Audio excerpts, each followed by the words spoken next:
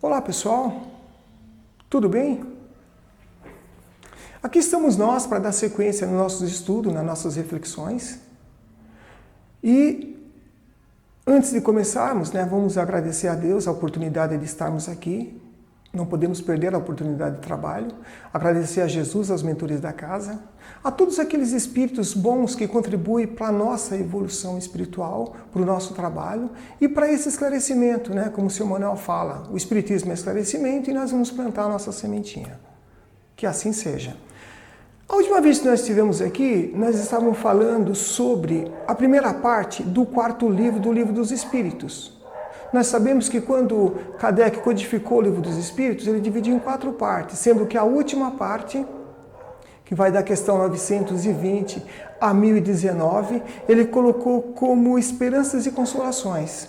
E dividiu em 2 capítulos, que é o capítulo 1, que são penas e gozos terrestres, e hoje nós vamos iniciar na questão 958, que é penas e gozos futuros. Nós já sabemos por que chegou nesse ponto. Porque o cristianismo, desde o século IV, lá com Constantino, com o Concílio de Nicéia, quando politizaram o cristianismo, se colocou bastante dogmas, criaram uma série de dogmas, uma série de pressupostos dentro da Igreja Católica, com o intuito de dominar a sociedade, de dominar o povo e manter o poder.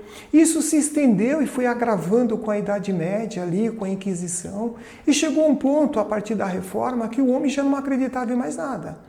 A Inquisição impunha as normas, se tinha que acreditar em Deus de maneira coercitiva, ou ia para a fogueira, quem contrariasse os pressupostos da igreja, os dogmas da igreja, ia para a fogueira. Só que depois veio o Iluminismo, e o homem começou a pensar. E todo esse intelecto levou o homem a refletir e a comparar. Então, ele não encontrava mais nada dentro das religiões que era compatível com a sua razão. Ele não aceitava mais. Então, é por conta disso que nós vamos trabalhar isso hoje. E o título de hoje que nós vamos falar é sobre o nada e a vida futura. E o outro tópico é a intuição e vida futura. Deixa eu ver se é isso mesmo. É a intuição de penas e gozos futuros. É isso aí. Então nós vamos começar com a questão 958. A questão 958 ele fala o seguinte: porque o homem tem instintivamente horror ao nada. Porque o homem tem instintivamente horror ao nada. E os espíritos respondem: porque o nada não existe. A gente olhando assim, parece óbvio.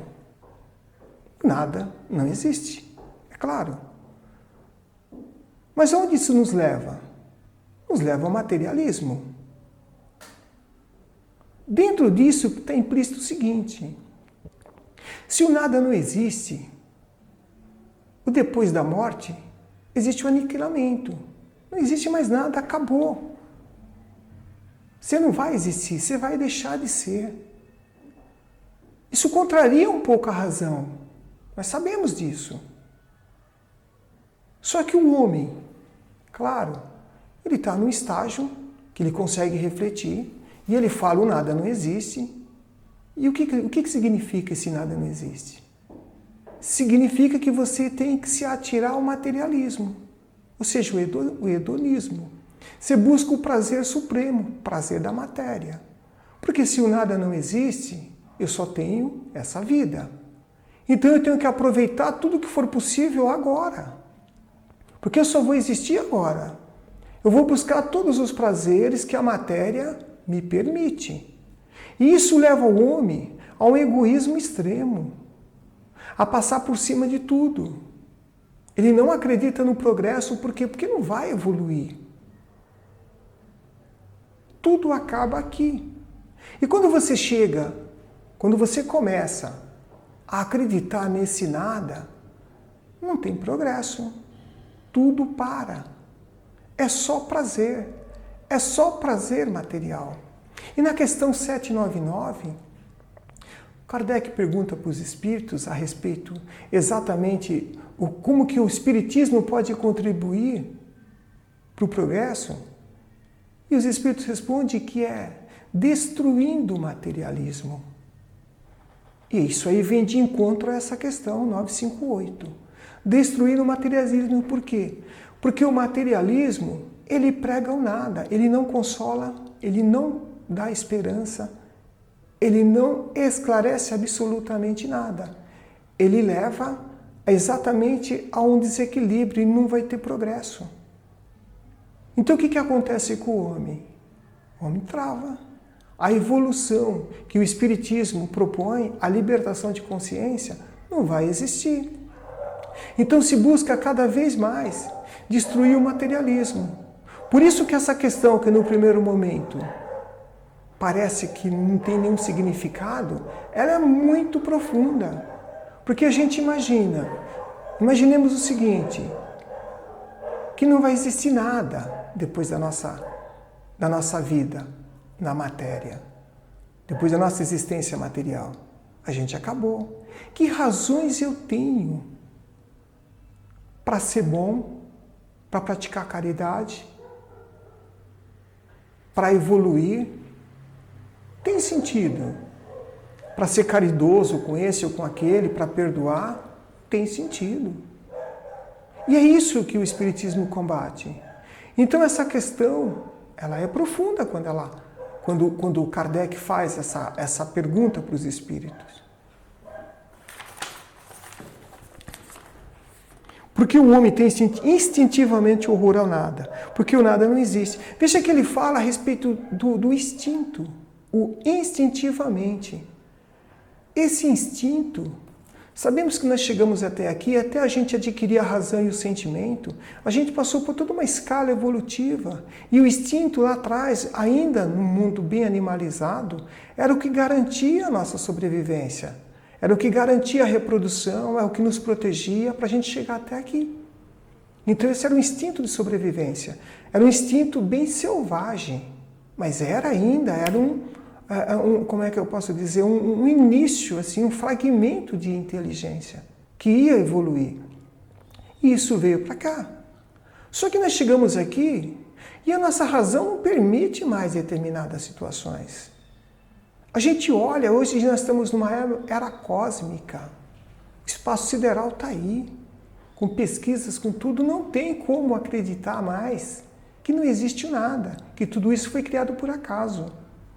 Isso se contrapõe à razão, contrapõe até a vontade de Deus e a inteligência divina. Se Deus é a inteligência suprema, como é que Ele faz? Ele cria um ser humano, um espírito, Ele é o autor da vida, Ele é o autor do espírito, Ele é o autor da inteligência, da luz. Para acabar assim, do nada, a razão diz que isso não é mais possível. E aí, todas as leis divinas, com a lei do progresso, contrapõem tudo isso. Por isso que o Espiritismo veio, através do Espírito de Verdade. O Consolador veio, exatamente para dirimir essas dúvidas. Porque o homem evoluiu bastante, é racional, a intelectualidade dele aflorou. E o que acontece? Ele quer gozar todas essas benesses, tudo de bom que tem, ele quer aproveitar, ao mesmo tempo ele tem dúvida do futuro, porque ele sabe que vai acontecer alguma coisa. Ele tem essa intuição, ele sabe disso. E ao mesmo tempo, ele fica apostando que não vai acontecer nada depois, porque isso faz bem para ele. Faz bem pensar assim. Então eu vou aproveitando sem aquela responsabilidade. Aí nós vamos para a questão 959. De onde vem ao homem o sentimento instintivo da vida futura? E os Espíritos respondem: já o dissemos. Antes de sua encarnação, o Espírito conhece todas as coisas e a alma guarda uma lembrança do que sabe e do que viu em seu estado. Leon Denis fala dessa lembrança. Ele fala no livro O Problema do Ser, do Destino e da Dor. Nós já falamos do planejamento reencarnatório. Uma das leis divinas, um dos pressupostos do Espiritismo, é a reencarnação. Havendo reencarnação, vai haver progresso. Para haver reencarnação, tem que haver todo um planejamento. Todo um planejamento do mundo espiritual. Quando a gente chegou nesse estágio e a gente reencarna, é para fazer o quê? Para se aperfeiçoar. Porque o próprio Cristo disse, a felicidade não é desse mundo. Se não é desse mundo, nós temos que chegar um dia, nós estamos fadados a ser felizes. Mas nós temos que passar por aqui. E tem que suportar todo esse planejamento reencarnatório que nós participamos ou coparticipamos. Mas a felicidade, ela é relativa. Ela é relativa. E essa memória que existe, que ele chama de... que seria um tipo de uma intuição, digamos assim. Que ele chama de memória subliminar. Por quê? Porque isso tem um lampejo, a gente lembra de alguma coisa, não tem uma convicção, uma certeza, mas a gente lembra. A gente lembra. Por isso que ele fala que é instintivamente. Não fica muito claro, mas é uma força que te impulsiona, que te leva a você tomar determinadas atitudes, determinados comportamentos. E aí ele fala, já o dissemos, antes de sua reencarnação, o espírito conhece todas as coisas. É isso que faz com que a gente saiba, ou a gente pelo menos desconfie, que nada termina aqui, que a vida continua. E o Espiritismo esclarece isso com maestria, já que o Espiritismo veio para esclarecer. Ele esclarece. Por isso que o Espiritismo combate, trabalha firme, através dos seus pressupostos, dos seus postulados, para desmontar a ideia do materialismo, porque o materialismo não se sustenta por si só. E aqui nós vamos para a questão 9, nós estávamos na 959 e nós vamos para a questão 960. Intuição de penas e gozos futuros. Aqui, pessoal, é muito interessante a gente demorar um pouco mais nessa questão. Por quê? Nós estamos falando da intuição. A intuição, a Leon Denis falou, ele chama isso de memória subliminar. Até estudar para essa reflexão de hoje, eu não tinha percebido que existe ali uma diferença entre intuição e inspiração. Para mim era tudo igual. Era tudo igual.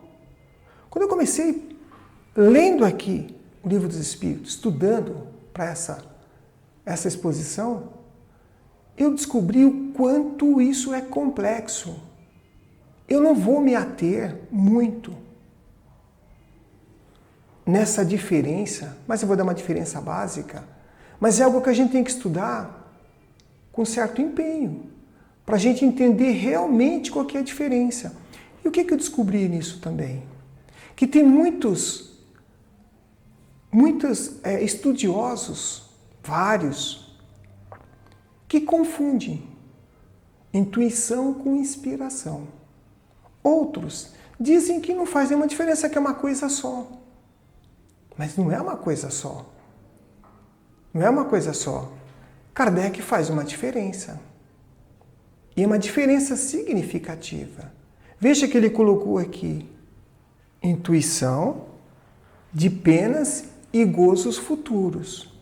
Primeiro, nós reencarnamos diversas vezes obedecendo à lei do progresso. Vivemos numa lei, obedecendo também à lei de sociedade, à lei de progresso. Quando a gente reencarna, a gente traz de vidas passadas lembranças, tendências que não são muito boas, ou algumas virtudes que nós já adquirimos, mas o objetivo é evoluir. Então a gente traz isso para cá. eventualmente vai ter sempre um fator desencadeante que é de fora para dentro, que vai nos fazer com que a gente lembre de uma outra situação. Por que nos primeiros 7 anos a gente praticamente não, é da doutrina que ainda não se consumou a reencarnação até os 7 anos e que a criança ela não deve ter um livre-arbítrio pleno enquanto encarnada. Por quê? Exatamente porque ela tem o dito atavismo, ela tem umas tendências que não são boas. E o fato dela estar encarnada é porque ela falhou em reencarnações passadas.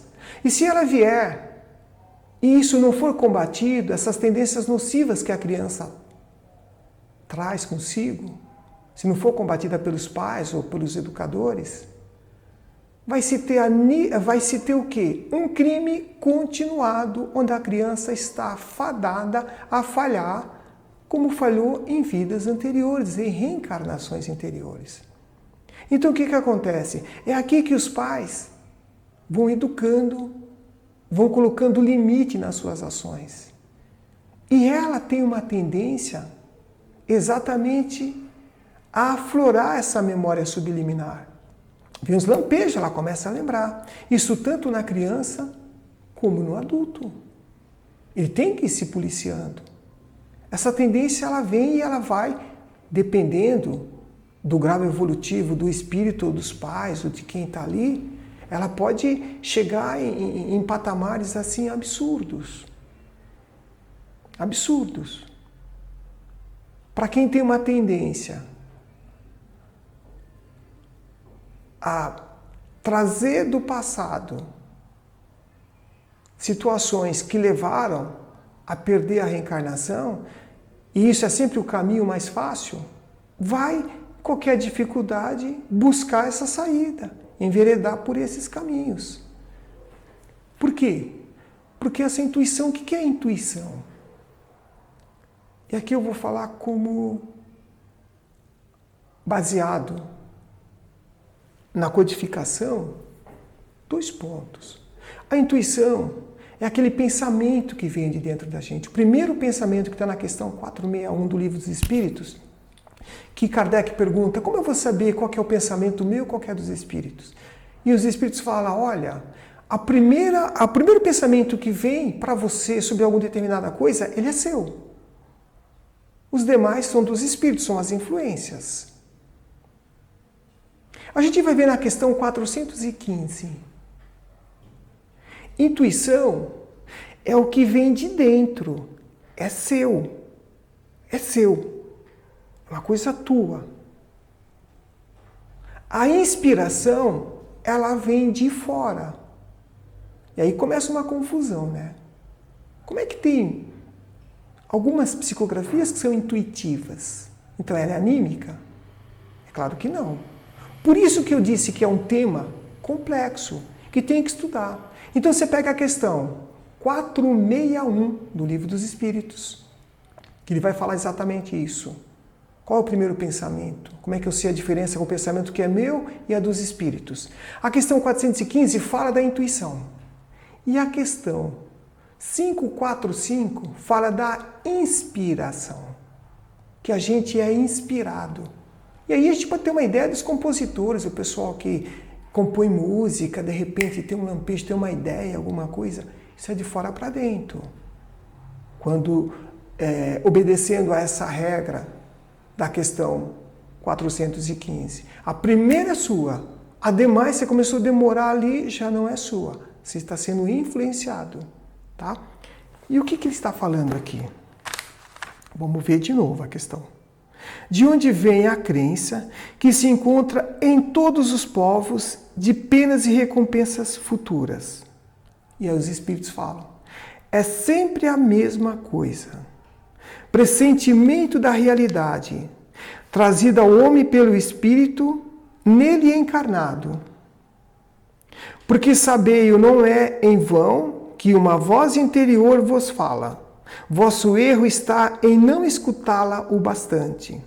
Se nisso pensasseis bem frequentemente, tornar-vos-eis melhores. Ou seja, é uma consciência intuitiva. É curioso, no livro Libertação, eu não lembro exatamente qual que é o capítulo, mas tem uma parte que o Gubbio está conversando com o juiz a respeito, o juiz estava dormindo, o Gubbio desdobra ele e conversa sobre uma situação pendente que está dentro do livro Libertação que tem que ser resolvido. Ele condenou uma pessoa que sabidamente era inocente e estava na hora de resolver aquilo. O Gubbio conversa com o juiz e o juiz chora bastante, ele explica tal, aquela coisa toda, e o juiz fala: olha, como é que eu vou lembrar disso amanhã? E o Gubbio fala: amanhã você vai ser intuído, virá uma intuição, uma lembrança em forma de intuição sobre o que aconteceu hoje e sobre o que você tem que fazer. Nesse livro ele dá duas questões, uma de intuição e a outra uma de intuição para o bem e a outra de intuição para o mal.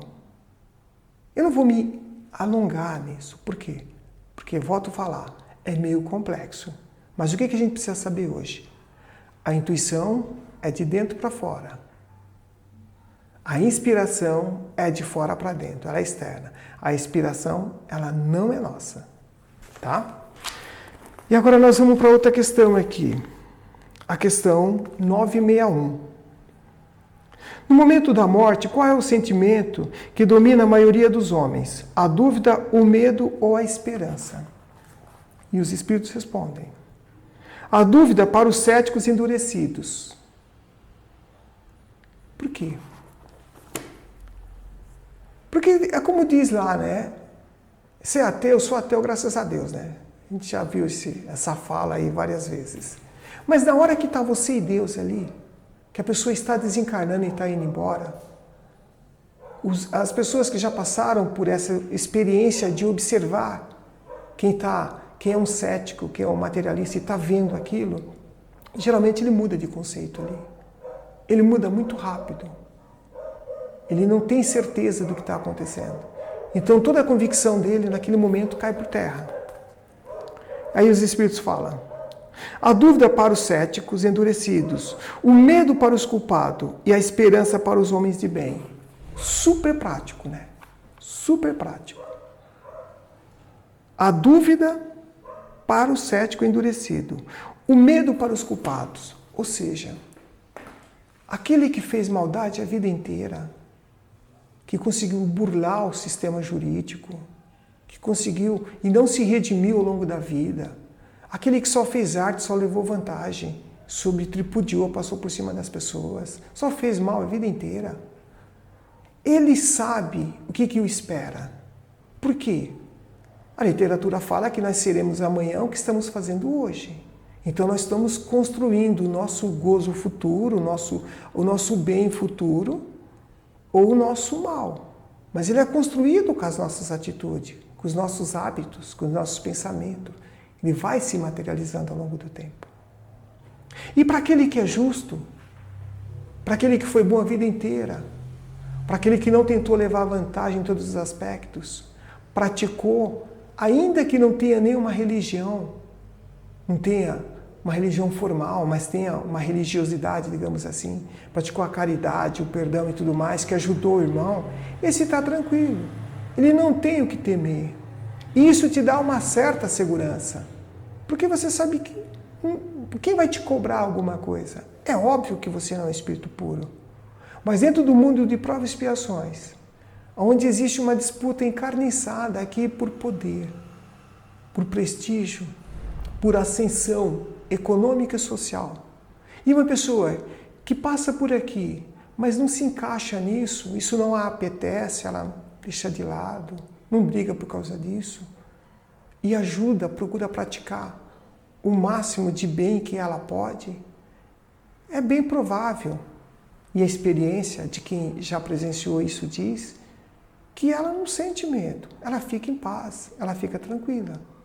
E nós já vimos várias situações de pessoas que estão desencarnando extremamente perturbadas, que não quer ir embora, que entra em pânico, que entra em parafuso, que tem medo, que não quer saber. Mas já é muito tarde para mudar alguma coisa. Teve todo o tempo do mundo, mas não mudou isso. E é por isso que Kardec faz essa pergunta. No momento da morte, qual é o sentimento que domina a maioria dos homens? A dúvida, o medo ou a esperança? Então dá para a gente ter uma ideia. Minha mãe sempre falava, em qualquer situação, ela falava, enquanto a vida é esperança. E é verdade. Você não está fadado a essa ou aquela situação, não é um determinismo.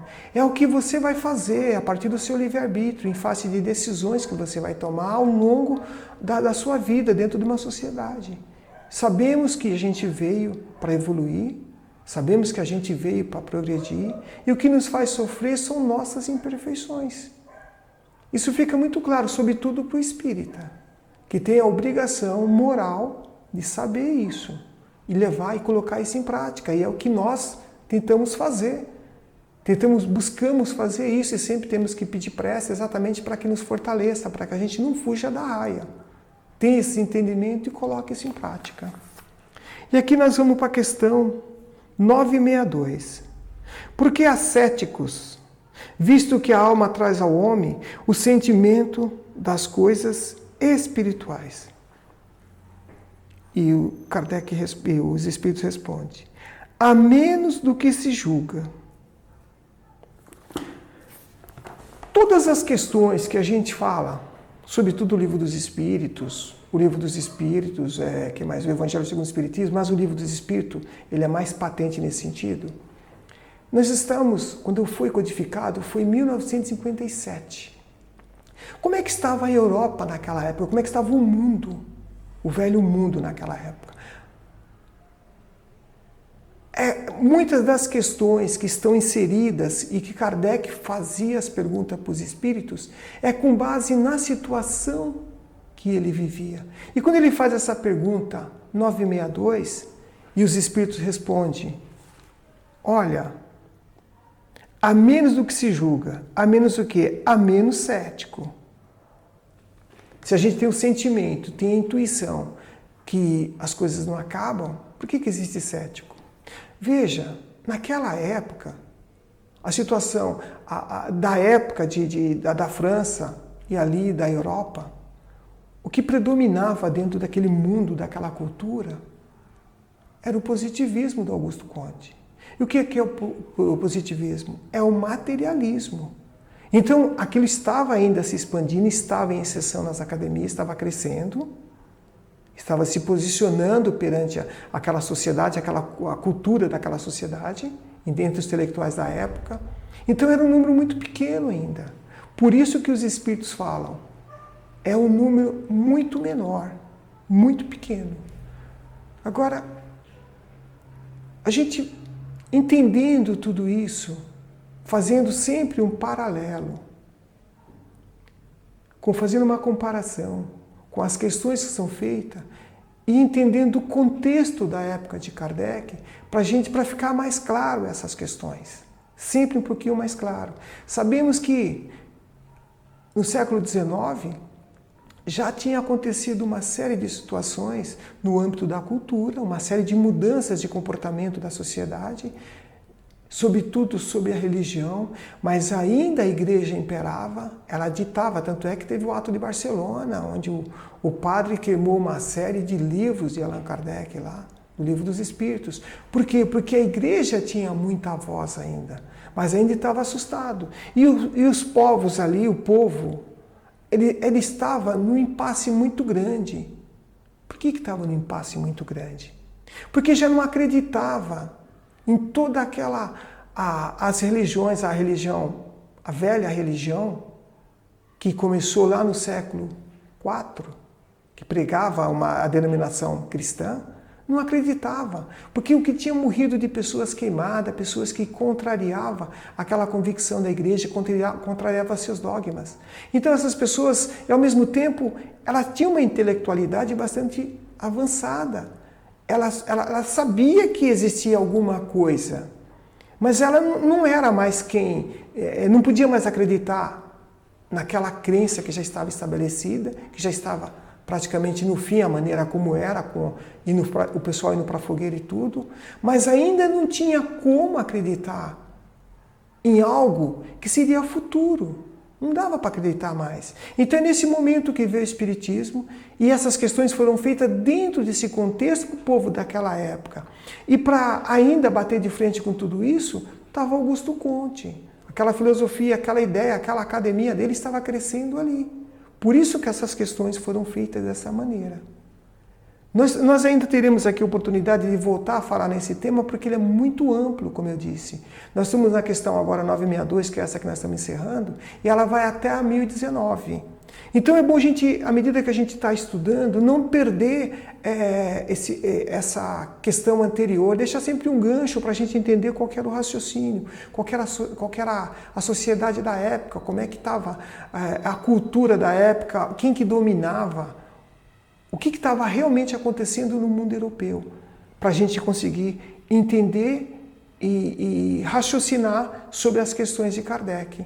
E, sobretudo, sobre esse item que vai até a questão 1019, que é penas e gozos futuros. Tá? Então, a gente vai ter que estar sempre indo e voltando, sabendo que tem os pressupostos do Espiritismo, que são a reencarnação, a essência de Deus, a reencarnação, a comunicabilidade. Dentro de tudo isso você tem as leis morais, que é a lei do progresso, a lei da vida em sociedade, a lei de destruição. Então a gente vai estar sempre passeando entre uma e outra lei para a gente conseguir entender exatamente o que esse quarto livro quer dizer. Tá? Eu acho que é mais ou menos isso que dá para a gente refletir nesse momento e vamos aguardar a próxima oportunidade. Obrigados a todos e até a próxima.